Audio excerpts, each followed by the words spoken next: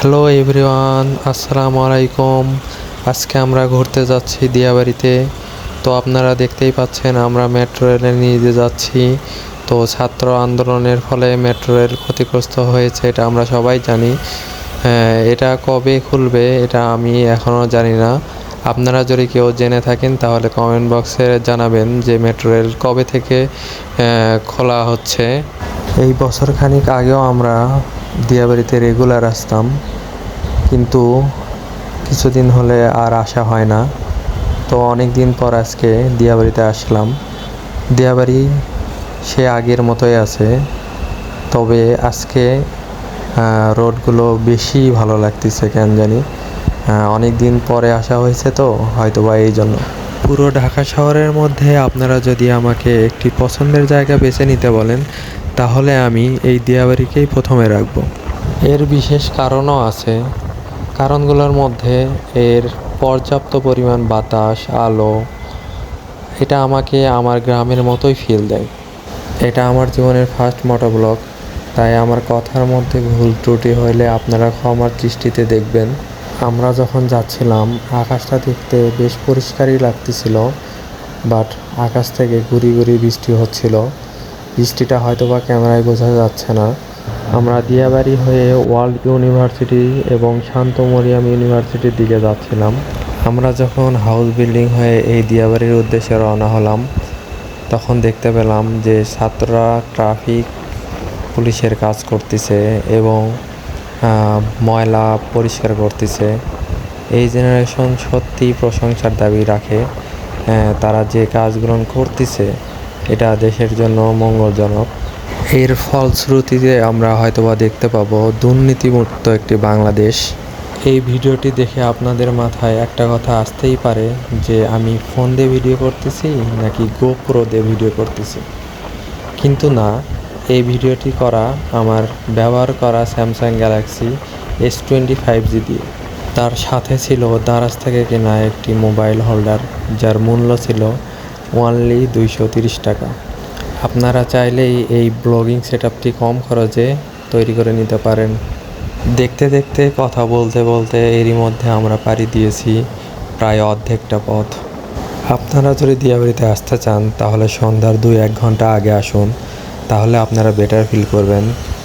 আপনারা যদি সকাল অথবা দুপুর 2টা-3টার দিকে আসেন তাহলে অনেক রোদ থাকে, এর মধ্যে আপনাদের ভীষণ কষ্ট হবে।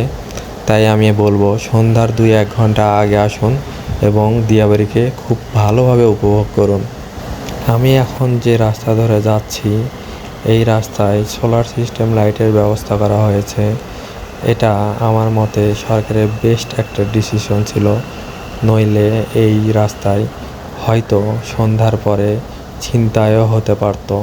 দিয়াবাড়িতে এখন যে পরিমাণে বিল্ডিং তৈরি হচ্ছে তা অদূর ভবিষ্যতে আমরা হয়তোবা দেখতে পাবো যে দিয়াবাড়ি আজকের দিয়াবাড়ি আর নেই। আমার উত্তরায় থাকা হয় 7 বছর হলো। আমি 7 বছর আগে যখন এই দিয়াবাড়িতে এসেছিলাম তখন দেখেছি যে প্রচুর পরিমাণে এখানে কাশফুল জন্মাইতো, বাট এখন আর সেই পরিমাণে কাশফুল দেখা যায় না। কাশফুল হতে না হতে এখানে পুড়িয়ে ফেলা হয়, কেটে ফেলা হয়, যা প্রাকৃতিক সৌন্দর্যকে নষ্ট করতেছে। দেশে যে পরিমাণ জনসংখ্যা বাড়তিছে এটা হওয়াই স্বাভাবিক যে এখানে একটা সময় বসতবাড়ি আরও বাড়বে, বেড়ে তখন আর দেখা যাবে যে কাশফুলের কোনো অস্তিত্বই নেই বা দিয়াবাড়ি আজকের দিয়াবাড়ি আর নেই। আপনারা সামনে যে বিল্ডিংটি দেখতে পাচ্ছেন এটি ওয়ার্ল্ড ইউনিভার্সিটির একটি বিল্ডিং। তো আমরা ওয়ার্ল্ড ইউনিভার্সিটির দিকেই যাচ্ছি। আপনারা দুই পাশে যে জমিগুলো দেখতেছেন এখানে সবজির বাগান এবং ফুলের বাগান রয়েছে। এটা আমার মতে ভালো একটি পদক্ষেপ, কারণ এখান থেকে কিছু টাকা উপার্জন হচ্ছে, যা আমাদের দেশকে উন্নতির দিকে নিয়ে যাবে। একটা সময় এই দিয়াবাড়িতে আমার অনেক থাকার ইচ্ছা ছিল, বাট হয়ে ওঠেনি। এর কারণ হচ্ছে অতিরিক্ত পরিমাণ ভাড়া। মেট্রো রেলের আশেপাশের বিল্ডিংগুলোতে ভাড়ার পরিমাণ 40,000, 50,000 এরকম। আবার রাজুক উত্তরায় অ্যাপার্টমেন্ট রয়েছে, এখানে ভাড়ার পরিমাণ কিছুটা কম, 14,000, 16,000 এরকম। বাট এখানে বাজার হাতের কাছে নেই, আবার নেটওয়ার্ক ভালোভাবে পাওয়া যায় না। তবে একটা সময় আমি এই দিয়াবাড়িতে থাকবো ইনশাআল্লাহ। তবে সব কিছু যখন হাতের নাগালে আসবে ঠিক তখনই। আমরা ভার্সিটি এরিয়ার মধ্যে অলরেডি ঢুকে পড়েছি। মোড়টা ঘুরলেই আমরা ওয়ার্ল্ড ইউনিভার্সিটি দেখতে পাবো। বাট এখন দেখতেছি যে রাস্তা পুরোটাই ফাঁকা। এর কারণ হচ্ছে ছাত্র আন্দোলন। আপনারা জানেন যে দেশের পরিস্থিতি কতটা খারাপ পর্যায়ে চলে গেছিল। এখন সরকার পতন হওয়ার পর নতুন সরকার চলে আসছে। এখনও ভার্সিটিগুলো আগের পর্যায়ে ফিরে আসেনি। আমরা চাইবো দেশটা আবার স্বাভাবিক পর্যায়ে চলে আসুক খুব তাড়াতাড়ি। এটা আমাদের সবার প্রত্যাশা। তো দেখতে দেখতে আমরা ওয়ার্ল্ড ইউনিভার্সিটির পাশ দিয়ে চলে যাচ্ছি। সামনে যে বিল্ডিংটা আমরা দেখতে পাচ্ছি এটা হচ্ছে শান্ত মরিয়ম ইউনিভার্সিটি। বিল্ডিংটা দেখতে অনেকটাই জাহাজের মতো লাগতেছে আমার কাছে। পাশ দিয়ে একটি টিভিএস 4B দ্রুত গতিতে চলে গেল। এটা বাংলাদেশের একটি জাতীয় সাফরি বাইক নামে পরিচিত। এর কারণ হতে পারে এর খাড়া টান। এই রোডে স্পিড ব্রেকারগুলো একটু বেশি বলে মনে হলো আমার কাছে। আমরা দেখতে পাচ্ছি ছাত্র আন্দোলনের ফলে ভার্সিটির আশেপাশের দোকানপাটগুলো বেশিরভাগই বন্ধ। সামনে আমরা একটা ব্রিজ দেখতে পাচ্ছি। এটা অনেকটা হাতির ঝিলের মতো দেখতে। এই ব্রিজটা দেখলে আমার হাতির ঝিলের কথা মনে পড়ে যায়। এই ব্রিজে অনেকেই আসে ছবি তুলতে, টিকটক করতে। প্রথমে যখন দিয়াবাড়ির উদ্দেশ্যে রওনা হলাম তখন যে পরিমাণ বৃষ্টি পড়লো ভাবলাম আমরা হয়তো বা আর ঘুরতে পাবো না, কিন্তু তা না।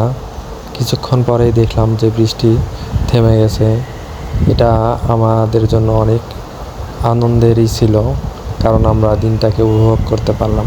সামনেই দেখলাম ছেলেপেলেরা ক্রিকেট খেলতেছে। ক্রিকেট খেলা দেখে সত্যিই মিস করলাম যে আমরাও এইভাবে একদিন ক্রিকেট খেলতাম, বাট এখন আর তা হয়ে ওঠে না। এই ছিল আমাদের আজকের ভিডিওটি আশা করি সবার ভালো লেগেছে। ভিডিওটি যদি ভালো লেগে থাকে তবে লাইক শেয়ার করে পাশে থাকবেন। ধন্যবাদ সবাইকে।